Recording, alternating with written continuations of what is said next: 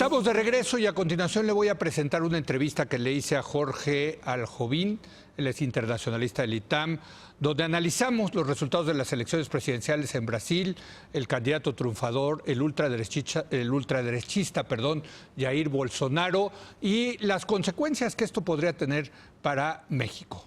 Vamos a hablar ahora de las elecciones presidenciales en Brasil. El domingo pasado se llevó a cabo la segunda vuelta y, como se preveía, el triunfador fue el ultraderechista Jair Bolsonaro.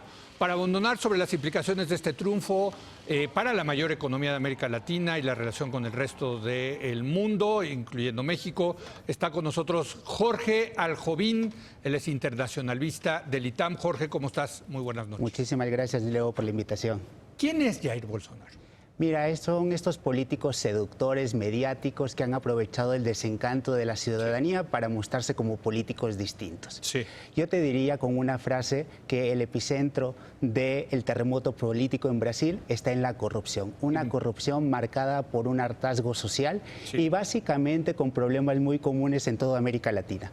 Te lo diría así, Leo: corrupción, violencia, falta de oportunidades, que fue una tormenta perfecta para Bolsonaro, que aún ocupando un escaño durante 27 años en el Congreso de Brasil, se ha mostrado como un político nuevo, distinto, sin casos de corrupción. Oye, suena muy parecido a lo que pasó en México, ¿eh? Sí, no, digo, nada más que aquí ganó la izquierda, digamos, ¿no? La izquierda del López Obrador. Allá lo que gana, ¿qué es lo que gana? O sea, porque hemos oído que es un ultraderechista, desde luego yo he escuchado lo que dice, su pensamiento y pues sí es un cavernario desde mi punto de vista, ¿no?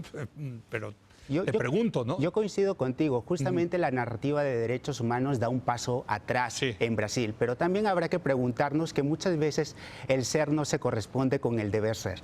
Nosotros quisiéramos que ganara un candidato que tuviera una agenda en pro de las minorías, en pro de la inclusión, pero también habrá que preguntarnos qué hizo mal el Partido de los Trabajadores, que era el partido gobernante. 13 años donde justamente no respondió a las expectativas ciudadanas. Aquí habrá que decirlo, en datos técnicos y sobre todo que para que la gente se vaya insertando en el contexto de Brasil. Las brechas en Brasil no solamente son económicas, también las brechas son raciales. Cuando tú divides a Brasil, vemos que el señor Bolsonaro ganó las 10 ciudades más ricas de todo Brasil, mientras que Haddad ganó en las 10 ciudades más pobres de Brasil. Haddad era el candidato del PT, el candidato de Lula, digamos, ¿no? Así es, el candidato de Lula. Sobre todo la gente tenía un sentimiento anti-Lula, antilulismo y sobre todo un voto de castigo por la ineficiente capacidad del gobierno para responder a los problemas de la gente. ¿Qué hizo mal? ¿Qué hizo mal el PT? Porque te digo, nosotros llevamos ya más de 8 años en este programa y cuando empezamos, Lula era, hay que hacer lo de Lula en Brasil, miren cómo la izquierda sí puede hacer la diferencia. Y hoy lo que vemos es que por los errores de esa izquierda está llegando este cavernario al poder.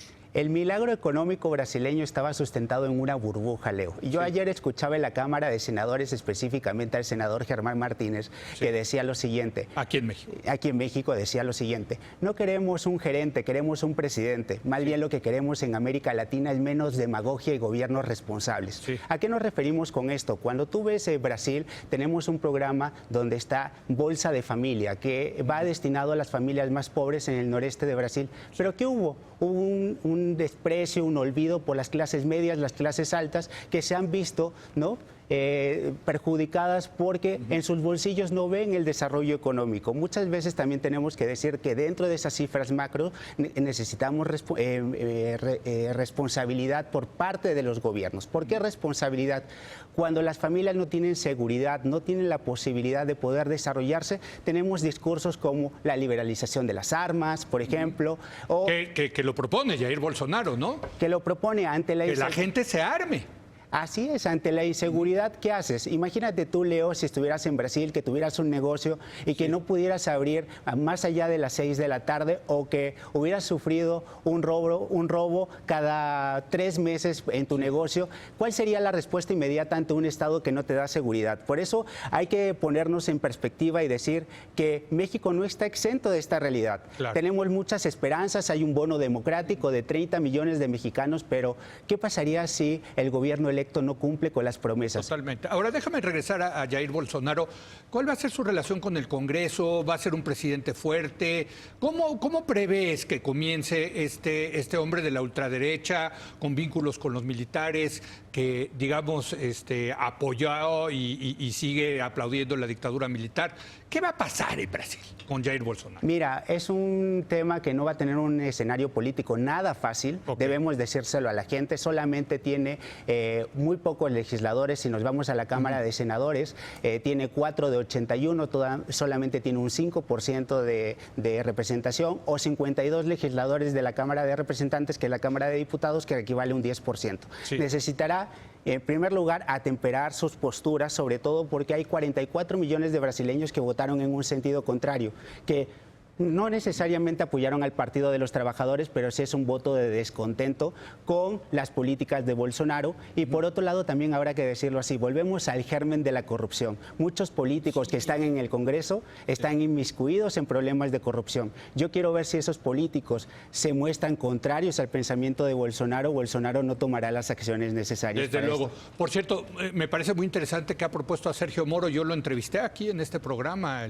al juez, al fiscal, más bien, no juez que metió a Lula a la cárcel, todo el tema del Lavallato. Lo ha propuesto como el próximo procurador, ¿no? Es que es el ministro de Justicia, ¿no? Así es, como el próximo ministro de Justicia, y también hay una posibilidad que ocupe una de las 2 vacantes que hay en la Suprema Corte de Justicia de ese país. Moro. Y habrá que decirlo también la figura de Pablo Guedes. Por un lado, en México los mercados se asustan ante una decisión como la del aeropuerto. En Brasil la señal de Pablo Guedes, que es el gran supersecretario, el secretario de Hacienda, ha dado una muestra de que Brasil abrirá sus puertas y no solamente se centrará en China, como ocurría en el último tiempo. Bueno, los mercados están felices con el señor Bolsonaro, pero felices, ¿no? Lo que les daba miedo era, de hecho, que regresara a la izquierda, ¿no? Sí, les daba mucho miedo, sobre todo porque había una política económica con una ideología muy fuerte. Por ejemplo, la reciente declaración de que Brasil ya no estará en el Mercosur, ya no será su prioridad, sino que su prioridad será el mundo, será Estados Unidos y otros países de la región. Pero también yo, Leo, quisiera decirte algo que es una enseñanza para México. Para México, ¿cuál es la enseñanza del sistema político y electoral en Brasil? Tenemos unas urnas electrónicas que funcionan desde el año 1996. Increíble. En 4 horas sabemos el resultado de la elección. Y mientras en México estamos con un voto por voto, casilla por casilla, que se ha repetido en múltiples elecciones. Otro tema, financiero. Y nadie dice que hubo fraude, ¿eh? Y nadie dice que hubo fraude. Aunque Bolsonaro decía, porque es un demagogo, que si no ganaba él, que no iba a reconocer los resultados, ¿no? Así es, y también míralo desde la parte del financiamiento, y esta es una enseñanza para los políticos en nuestro país. No siempre más dinero quiere decir que vas a ganar una elección.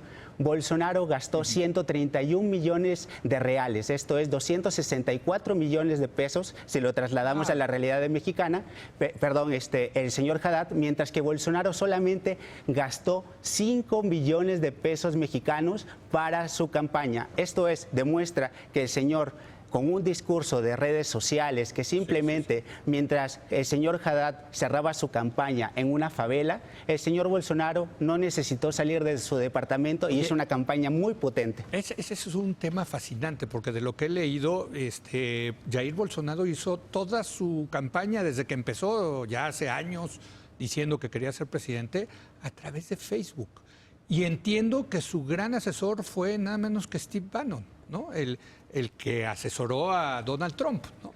Así es, y entonces aquí habrá que ver que también cuál es el papel que jugaron las noticias falsas, o como la gente lo conoce, como las fake news. Sí. Sobre todo el equipo de Bolsonaro relacionó al señor Haddad con el Partido del Trabajo, con los asuntos de corrupción, y sobre todo comenzamos a ver que es necesario regular sobre estas materias, y por otro lado también los mensajes religiosos dentro de la propia campaña electoral de Bolsonaro. Sí. El día de ayer dice, yo no soy el más preparado, pero lo que sí ocurre es que Dios me iluminará en este camino para la presidencia de Brasil y para poder gobernar de la mejor manera. Si hubiera estado el señor Bolsonaro aquí en México, es muy probable que su elección hubiera sido anulada. No solamente por el tema religioso, por fake news y también por el tema de los financiamientos. Entonces hay que replantearnos una legislación electoral mucho más responsable y sobre todo también para México el mensaje importante. Si no hacemos bien nuestra tarea, tenemos el peligro de que un señor Bolsonaro, sea de izquierda o de derecha, es lo que te iba a preguntar, nazca en este país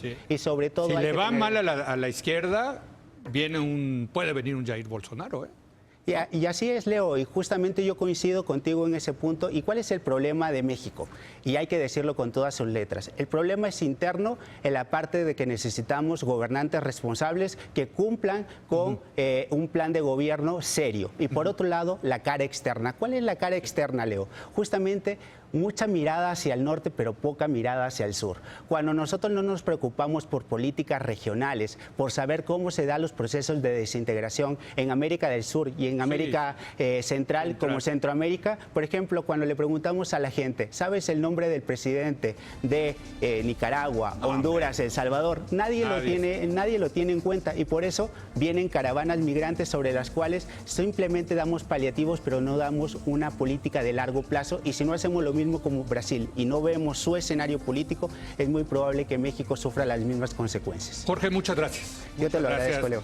Bueno, esta fue la entrevista que le hice a Jorge Aljovín sobre Bolsonaro. Ahora vamos a una breve pausa y cuando regresemos vamos a hablar de una conferencia que se llevó a cabo aquí en México sobre política de drogas y el tema de la legalización de la marihuana con fines recreativos. Regresamos en un momento más.